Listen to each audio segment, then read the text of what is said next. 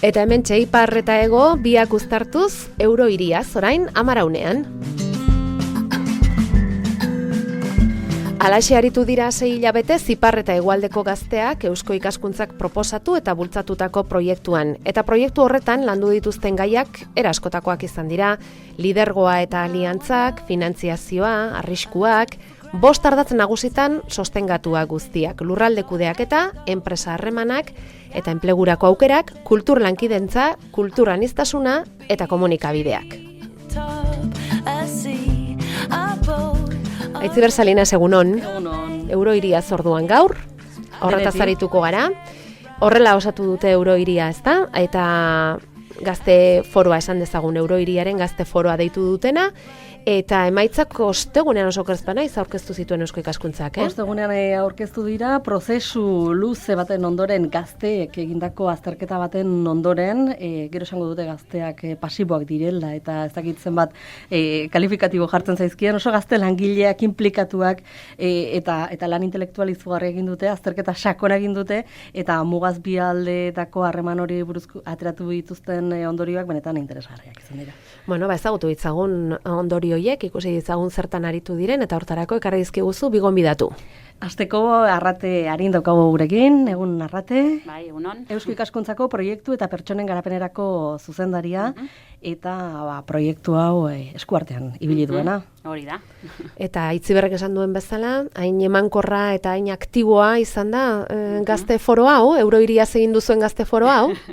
Bai, lan ibili dira gaztiak, irailean hasi ginen, eta egiten genuen, presentziala edo larun batean, hilean larun batean, bai hegoalden da iparralden, eta gero saio amankomunak egin ditugu, baita amaiera aldera. Zenbat gazte izan dira guztira?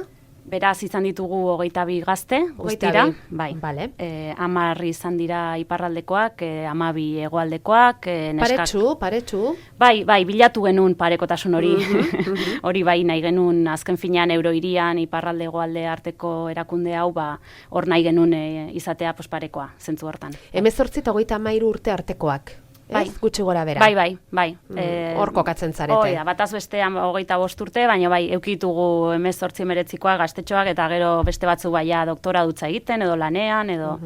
Uste dut esatera zindoa zela, 10 iparraldeko, 12 hegoaldeko, eta emakumezko eta gizonezkoen artekoa, Bai, azkenean, hola suertatu da, emakumezko gutxiago 8, eta 14 gizon izan dira, edo mutil, esango dugu.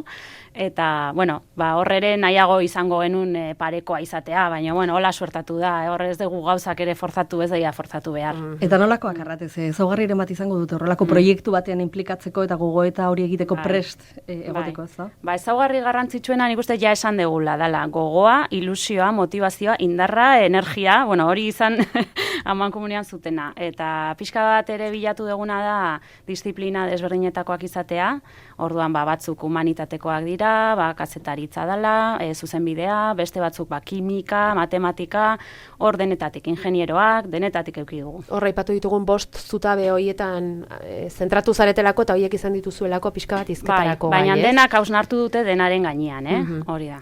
Igual, euro hiria zer den ere, igual esplikatu behar da, abiatzerako, eta euro hiria esaten dugunean, eta gazteak euro hiria proiektuari buruz aritu dira, zertaz aritu dira, zertaz ari gara. Gauza bada euro hiria teoriko zeki zer dan, hor ikusi dugu euro hiri hasierako saioetan, euro hiria zer dan ikuspegi oso desberdina zeudela, eta gaiari heltzeko modu oso desberdinak, baina publikoari pixkat esplikatzeko euro hiria azkenean da, Baionatik Donostira dijoan lurralde gune bat, metropoli itxura hartzen nahi dana, eta proiektu instituzional bezala agentzia bada, mugaz gaindiko agentzia bada, eta ja 22 urteko ibilbide bat dauka. Beraz, dago ja lan bat egina hor. Eta horri buruz gogoeta egiten aritu dira, esan dugun bezala, 22 gazte 6 hilabetez hilean behin elkartuz, eta gero elkartze horren ondotik sortu diren gaiak eta bar, etxean landuz eta bar. Eta gero dinamizatzaileak ere izaten dituzte, ez da, Aitziber?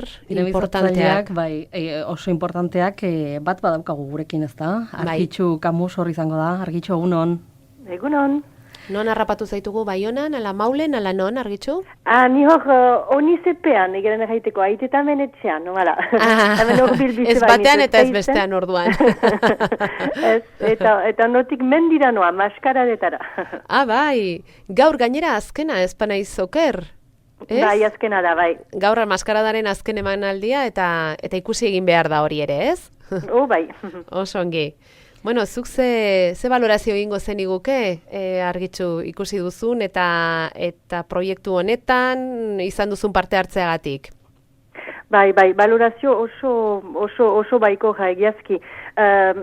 Ni hasi nintzen, beraz, nik dinamizatzaile lana egin nuan, iparraldeko taldean, eta ondotik azken 2 saioetan, beraz, talde amankomunean, bai hegoaldeko eta bai iparraldeko gazteekin, eta egia da, ni oso baikorki ateratzen naizela hortarik, oso gazte motivatuak izan baititugu hor gurekin, nahikeria handiarekin, oso argiak, eta egiazki horrek harritu nau ze hausnarketak bazituzten, eta ze bilbideak, eta ze nahikeriak ekarri zituzten horrela. Eta egiazki gizartearen erronketan, eta euroiriaren erronketan parte hartzeko nahi handia bautela erakutsi digute. Nola nahi ere, badaude hor gai batzuk nahikoa... Sakonak, hori da. Bai. Aztertu beharrekoak. Bai, zelen aipatu dugu ez, lurralde kudeak eta esate baterako.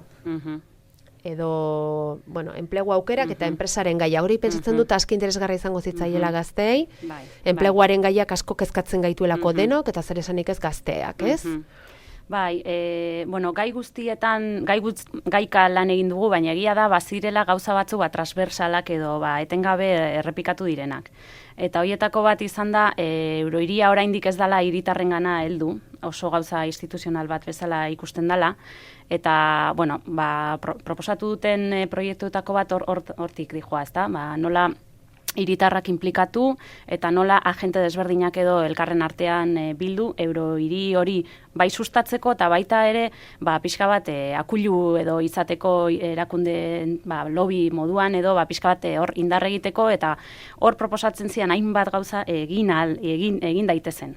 Hori da eurohiria bizi proiektua? Hori da. Gogo eta saio honetatik atera diren proiektuen artean bat, ez? Agian mugo horiek apurtzea, ez? Oraindik argi eta garbi ikusten direlako eta proiektu planteatu diren erronka guztietan ari garelako hauste hori, ez da? Muga hori haustea. Bai, esate baterako ekonomia eta enplegua hartuta, ez da? Hor ikusten da, zeman muga dauden, bai administratiboak, burokratikoak, batzutan ere kompetentzia falta, azkenean, eurohiriak kompetentzia limitatuak dauzka, gero daude estatuak, baina ikustezan, naizta muga horiek gaindituta ere, badaudela beste muga batzuk mentalak direnak, eta horiek ere gainditu behar direnak. Eta hor oso kasu konkretuak ikusten dira, nola iparraldean egon daiteken enpresa bat, ez dana konturatzen 20 kilometrotara eduki dezakela langile bat, eta langile horri etzaio okurritzen beste aldean bilatzea lan aukera bat, esate baterako, eta hor badago zer egina. Bai. Eta buruan topikoak ere bai, ez da? Batzuek besteen ikuspegien inguruan ez dakit, Argitxu biekin izan da, eta oso argi ikusiko zituen, ez da, Argitxu? Bai, eta justuki lehen saioan hori izan zen, eta hori landu ginen, eta biziki polita izan zen, eta oso interesgarria galetu baitzitzaien, bai, beraz, besteekiko, beraz, nola ikusten zituzten besteak, beraz, topikoak, baina gero nola uste zuten ere besteek, haiek ikusten zituzten, eta oso interesgarria zen, hola anekdota da, baina adibidez, bai alde batean eta bestean atera dena, bezagit, egoaldekoak baute topiko hori, gehiago altuago mintzatzea eta hori guztia, eta iparraldekoak gehiago mintzatzea, edo hetxiago izaitea, gero beste bat ere, beste topikoak ez zirenak, baina nola irudikatzen dituzten besteak, eta sakonagoa dena, euskararena adibidez, mintzatzen ginen beraz mugetaz, eta iparraldean egia muga hori handiagoa dela hegoaldean baino, eta beste hizkuntza bat, azkenan 3 hizkuntza baitira, eurohiria lujalde hortan, bai espainola, bai frantsesa, bai euskara, baina nola espainola gehiago mintzatzen den iparraldean, frantsesa baino hegoaldean. Eta hor beste oztopo bat da. Ja. Oso ikuspegi desberdina altzen, iparraldean edo hegoaldean, gai konkretuei buruz garraioaz edo horrelako azpiegituretaz eta argitxu. Ebe, justeke oartu gira, beraz, galdera egin baitzaizkie biei, eta egiazki atera diren ondorioak, eta oso interesgarria da, gauza bertsuak guti gora bera atera baitituzte. Hori mugikortasunaren erronka, ze importantaren horren beraz garatzea, hizkuntza ezberdinen mintzatzea, eta euskaren lekua, mugaz gainiko ezagutza nola indartu behar den, eta nahikeri hori ez, bestearen ezagutzeko eta bestearekin beraz denek elgarrekin proiektuen aitzina eramateko nahi hori. Eta hori oso interesgarria izan zen, ber ondorietara ailegatu baitiren bi taldeak. Naiz eta hausnarketa ezberdina ere izan, eta hori erraterekin aipatzen ginuen, ez, nola berbera kulturalki ere ezberdinak baikira, baina iparraldeko taldean adibidez gehiago hausnarketa teorikoki mintzatzen zen, eta hegoalean aliz ez gehiago konkretuago ala zegin daiteken proiektu definitu batzuen gana. Bai, eta esate baterako iparraldeko kide batek aipatzen zuen hori komplementarioa zela. Azken finean iparraldean hori analitikoagoak eta reflexiboagoak izatea, eta hemen ekintzaileagoak, aktiboagoak, aktibistagoak, eta hori batzea ona zela, eta egia da ere saioetan etzaiela kostatu amankomunean jartzea eta heltzea proposamena kolektibo batzutara. Berehala lanean jarri dira, taldetan lan egin dute, eta iritsi dira ondorioetara. Bai, adibidez garraioa eta aipatu dugun ezkero, hor sortu da beste proiektua, Transiria deitutakoa, ez da? Iparrego Euskal Herria mugikortasuna sustatzeko trena, autobusa, tranbia, hoiek denak bai, atera dira gazte hauek egin dituzten topaketa hauetan, eta gehiago ere badira iritrukea ere bai, plataforma bat, iritruke.eus. Bai, hori litzateke, erresagoa egiteko esango genuke, gero arrakasta eduki behar da, eta gogoa eta indarra jarraitzeko, baina hori litzateke webgune bat trukaketak edo sustatzeko. Bai, ze ikusten da ere, elkar ezagutza handia behar dala edo falta dala elkar ezagutzea, eta ezagutza hori modu informalean sustatzea ere oso ona dala. Eta orduan, bai, kultura, kirola, isia, hori dena sustatzeko eta praktika onak eta ere erakusteko webgune bat.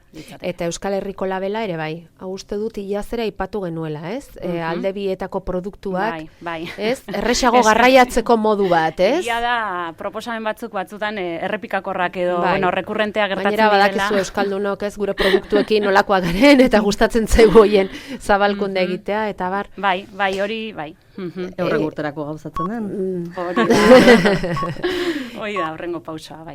Gero proiektu hauek, ordea, zei bilbide izango dute arrate? Gauza bada gaztek dituzten gogoetak, honi buruz, gaztek egiten duzten proposamenak eta proiektuak, baina gero norbaitek sustengatu beharko dituta aurrera eraman, bai? Bai, guk egin nahi izan dugu pixkat dena jaso, halako hausnarketa zabal bat egin, eta orain gauden, urrengo pausoa, ostegunean pixkat gizarteratzea, hortan gaude, erakusten egindan lana, gaztei ahotsa ematen, hitza ematen, eta pixkat urrengo pausoa da erakundeekin feedback edo kontraste lan bat egitea hemen ateradan guztia. Eta, ja, gonbitea egin digute, bilera batetarako, beraz, eutsi diogu horri. Astapenerako ez dago gaizki. Gero hor parte hartu duten gaztei, ez dakit, eskakizun berezirik egin diezuen edo ez, adibidez, entzule batek galdetzen digu, tailerreko parte hartzaileak 3 hizkuntzak menperatzen altzituzten. Izan da baldintza konkretu batzuk bete beharrik izan dituzte gazte hauek? Ez diegu hori eskatu. Gu alegindu ginen, euroiria izan da, 3 hizkuntzak modu naturalean erabiltzea, ez da erresa, gero zailtasunak izan ditugu. Ze gertatu da azkenean, hegoaldean bilera gehienak euskaraz izan direla, eta iparraldean aldiz gehiago frantsesa entzun dugu. Eta gero amankomuneko saioetan, baitare, alegindu gea euskeraz egiten, eta laguntza ematen behar zutenei. Eta hori izan da, eta errealitate hori egia behar da berriz ere aipatu eta hori guztia, zeren gure taldean 10 ziren adibidez, baina 4 etzekiten euskara. 4 horietan batek ulertzen zuen, beraz arazorik gabe, nahi zuen hizkuntza gero erabiltzen zuen, espainola ere mintzatzen zuen eta beste, eta galitzen ziren beraz beste 3etan, egia da bata adibidez amankomunean egin zen lehen bilerara, pixka bat beldur zela aitortu ziren. zeren naizen bainik euskara, ez dut tutik ulertzen, hasi berrien naiz ikasten, eta otoi egon zaitez nire ondoan. Ondotik lasaiago zen ikusten zuelako, arazorik gabe, gauza naturalki egintzela, baina astapenean bazonolako beldur tipi bat. Bai, eta itzulpen edo itzultzaile lanak egin behar izan zen izkion, ez? Pixka bat. Bai. Ez dakit, baloraziorako momentua izan daiteke, txostenean baditugu proiektu konkretuak, baina ez dakit zuek zer ateratzen duzuen, pertsonalki argitu hor dinamizatzaile izate horrek zer ekarpen egin dizun proiektu ez ikastea zaratago. Ez dakit esan dugun, baina argitxu izan da lehen parte hartzaile, ez da izan zinen argitxu, eta aurten bilakatu zara dinamizatzaile, beraz, alde biak ezagutzen dituzu. Bai, egia duela urte pare bat, beraz, datorkigunea gazte foroan parte hartu nuen, eta santza hori ukan nuen, eta ondotik segitzen nuen Eusko Ikaskuntza Baionatik aski hurbil, eta beraz, foro horren berri ukan nuelarik, eta hortan dinamizatzaile gisa parte hartzea proposatua izan zitzaidalarik, berehala onartu nuen, eta egiazki ez dut bat ere erregetatzen, gauza hainitz ikasi bai ditut, ja nik lagun berriak egin ere, eta jende berria ezagutu, eta asko ikasi dut ere, zeren egia da, erran behar dut, euroiria instituzio gisa, iruditzen zait, euroiria agentziak, ez duela behar bada, jakinarazten ere zer egiten duen, eta hori guzia, eta beraz ikasi dugu ere haiek zer egiten zuten, eta espero dugu ere orai gazteak eta dituzten horiek ere entzunen dituztela, zenta euroiria hori da ere, ez da bakarrik definizio instituzionala, bada ere gizarte zibila. Eta balioko duela apurtxo bat euroiria hitz egiteko ere, ez? Behin eta Eusko Ikaskuntzakoak ere erakundekin martxan eta lanean hasten direlarik, eta egin duzuen foroaren berri ematen ari zaretelarik. Mila esker, bioi, arrotearin, eta Argitxu Kamu, eta Itziber Salinas, eskerrik asko zuri ere. Gonbidatuak aurkezteagatik, eta gai hau 10 ekartzeagatik. Ongi pasa asteburua. Berdin.